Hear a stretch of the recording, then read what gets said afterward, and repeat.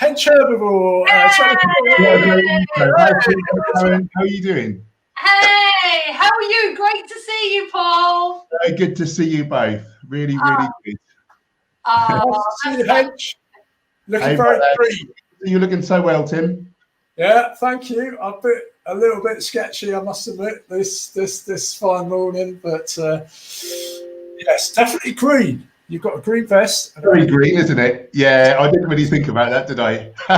That's not a t-shirt. What's the logo? What have we got there? Oh, this is my own design. It's wicked. Oh, I fell over. No one Hench Herbivore Army. Yes. Yes. For we are many.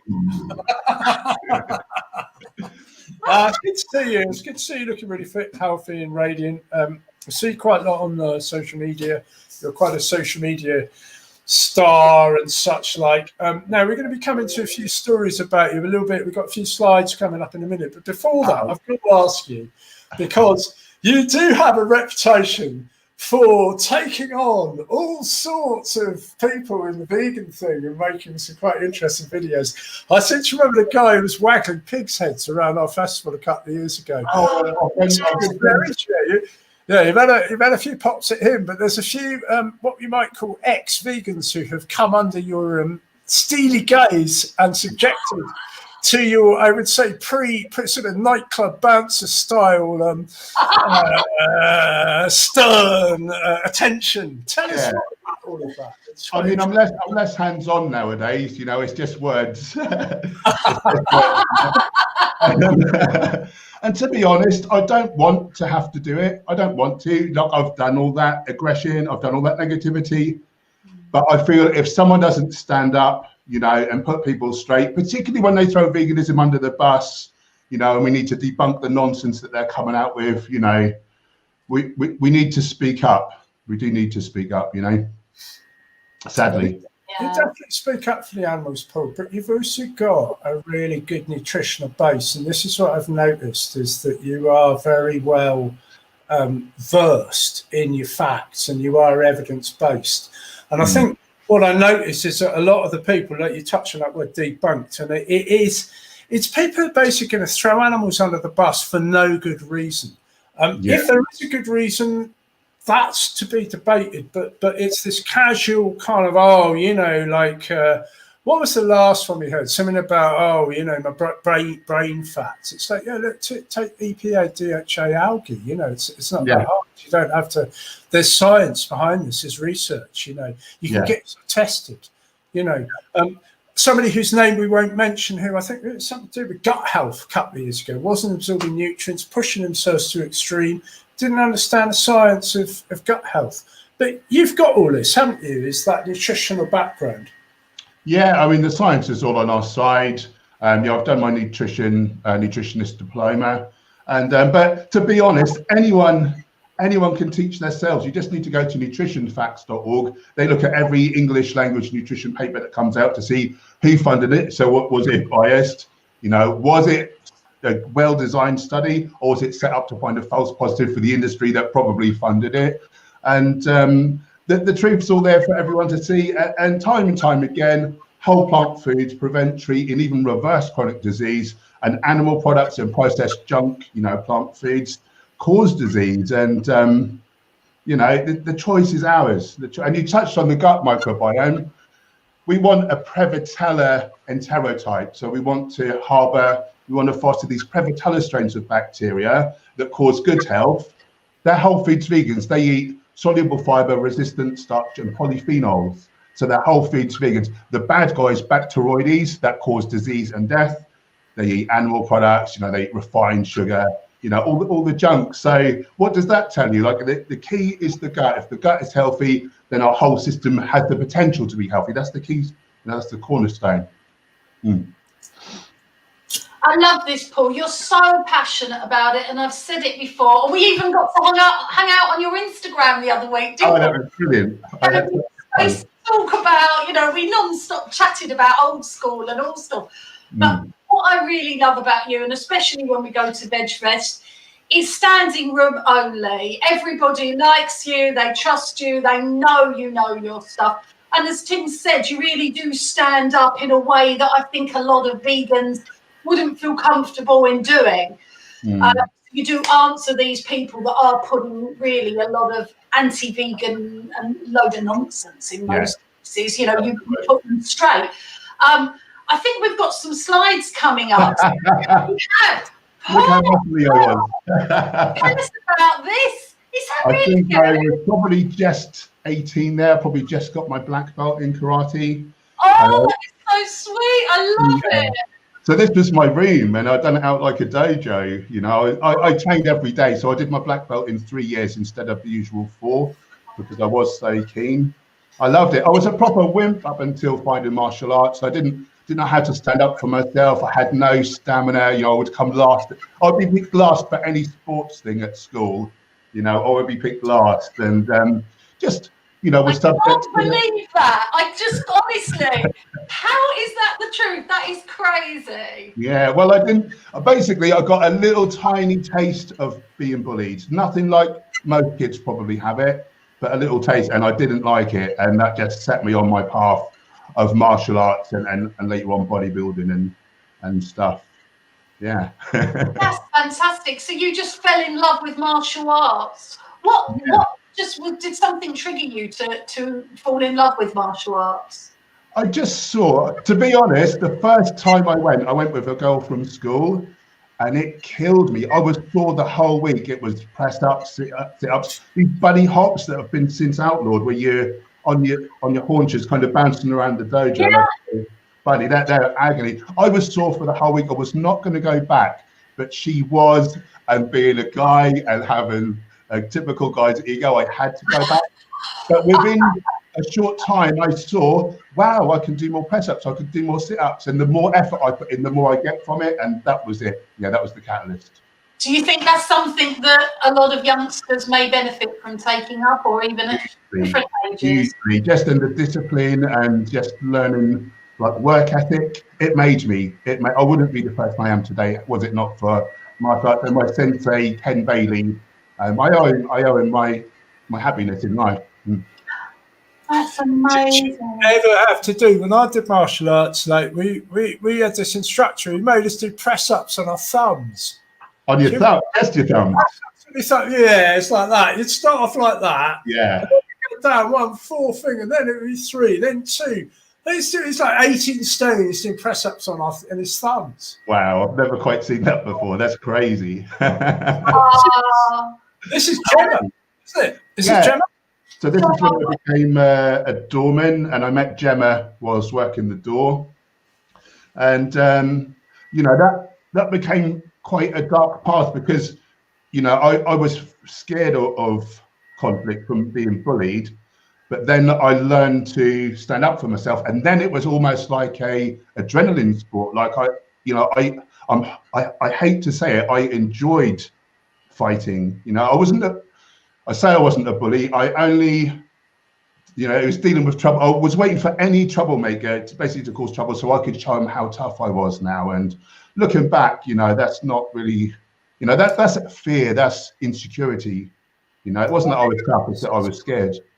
When was this? What years was this? What years are we talking about? I'm rubbish at years, but I can tell you I was 26 when I started, and I'm 46 now. So, 2000. That was easy, isn't it? Clubs, is it Essex Clubs 20 years ago on the door? Norwich Clubs on the door. So it's a tough old job. That's a big job there. You get it's a nasty, thankless, dangerous job. And what stopped me doing it? I've been doing it 12 years, and I had this dream, and it was so real because a doorman along the street where I worked, Prince of Wales Road, a doorman, this guy came at him 3 times, and the guy shoved him back 3 times. Sadly, the 3rd time, the guy fell and cracked his head and died, sadly. And the doorman was up for manslaughter. And I had this dream that I was standing on the nightclub door, and the police came up to me, stuck the cuffs on me, and said, "Paul, that guy you hit last week, he's just died in hospital. You're coming with us." And I woke up with the adrenaline had gone mad, and I thought it was real still. I thought it was, and I just thought, what am I doing? what am I doing? I don't want to spend years in prison. So that was it. I checked in. That's really scary. Obviously, such a big change, and big love to Gemma, who we just saw, because she's such a fantastic lady. Big fan of Gemma as well. She was such a huge influence, because when I looked at Gemma, I saw that she was so kind to everyone, and I thought, I want to be like that. Like, that's beautiful, and that's what I got from her. Amazing. Where are you here then with your lovely little friend? Yeah, like I say, this little Peach. This is Hillside Animal Sanctuary. And little Peach, she would have been made into bacon, but somehow she got rescued from that. And so this is where I've now got my job as a social media influencer. And instead of acting out of fear, I act out of love, and I get to do these lovely things like meet little Peach. She was such a little cutie, eh?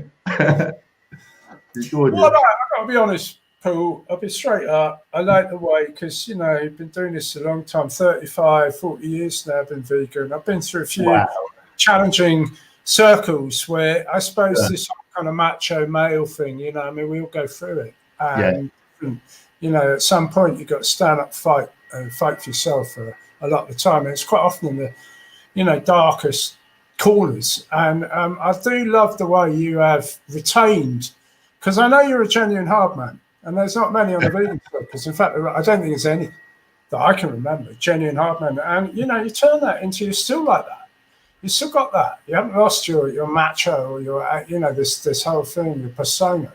But you turn it whole round, and you're such a really good example of how alpha males can become the most compassionate, caring people without losing any. What you lose is the toxic masculinity that you gain.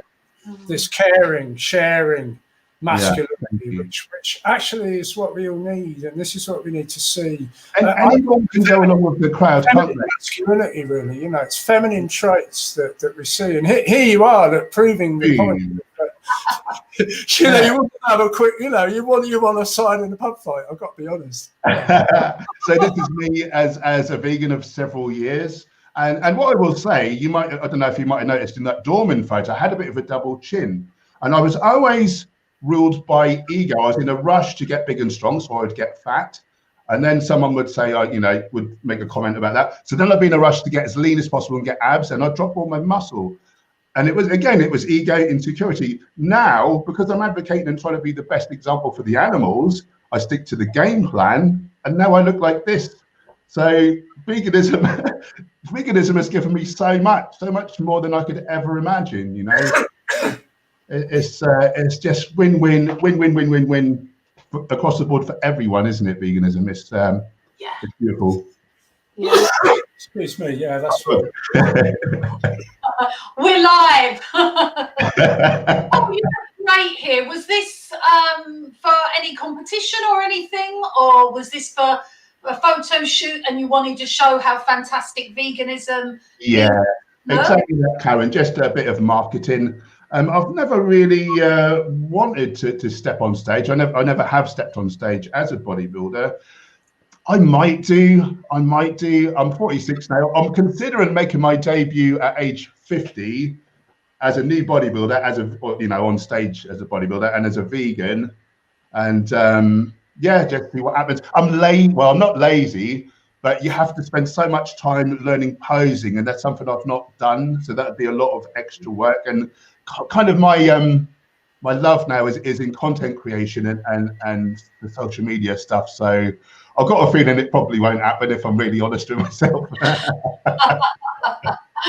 That's fantastic. Well, you're great at what you do, so we want to see more of that. Obviously, more of the videos and more of the expert health, and you've got your book as well. But I'm just wondering, I'm not sure what the next screen is. Oh, I want to talk about your book, but let's hear about this first of all. Okay, so this is the next step in the evolution. So this is me at Greenwich Park just before the lockdown, overlooking the city of London, and me and Gemma have been given this amazing opportunity to go into business with this other lovely couple, and they're just very forwards thinking and want to make a change in the world, and they've got loads of financial backing.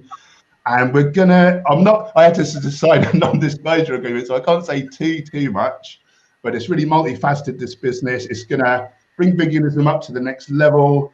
It's going to leverage like technology and celebrity, and it's going to be able to meet people where they are, you know, potential vegans, meet them where they are, and just to help them more easily, you know, make the switch over. So I'm just super, super excited. I can't wait for it to all start. Oh, that sounds amazing. And is this why you went to Greenwich?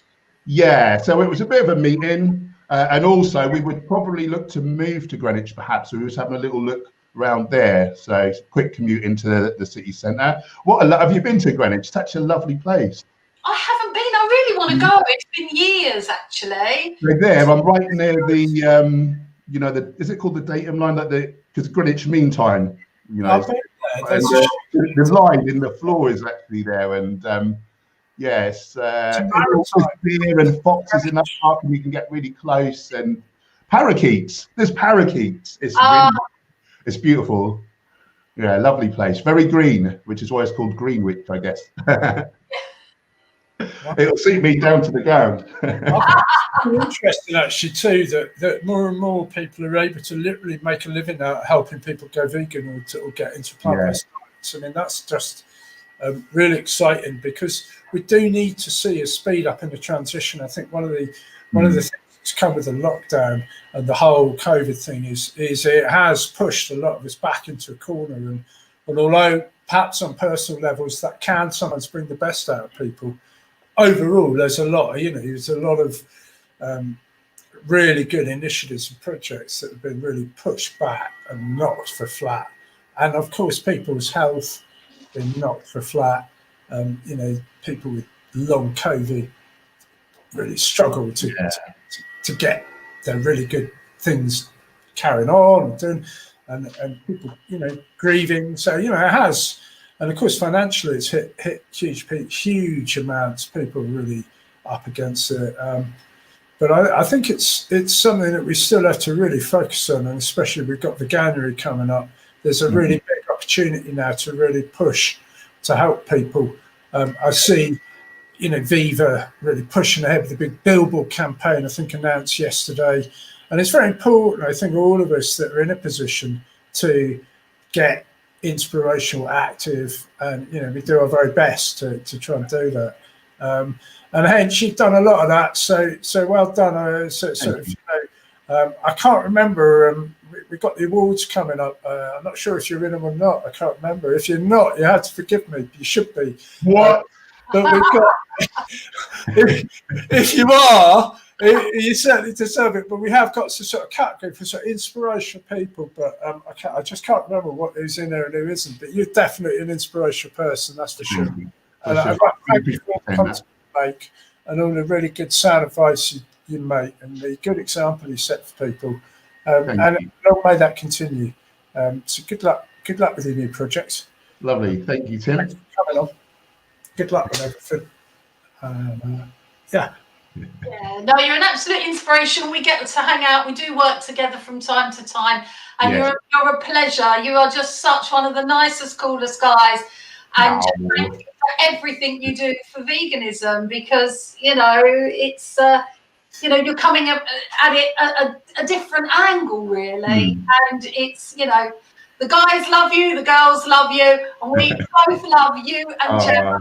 Thank you so much. How a vegan couple. Thank you. And Tim and Karin, thank you for all you do for the people, the planet, and the animals as well. You two are an inspiration also. Love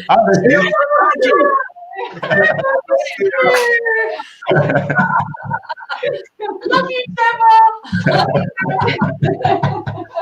Lovely. Oh, that was a nice treat.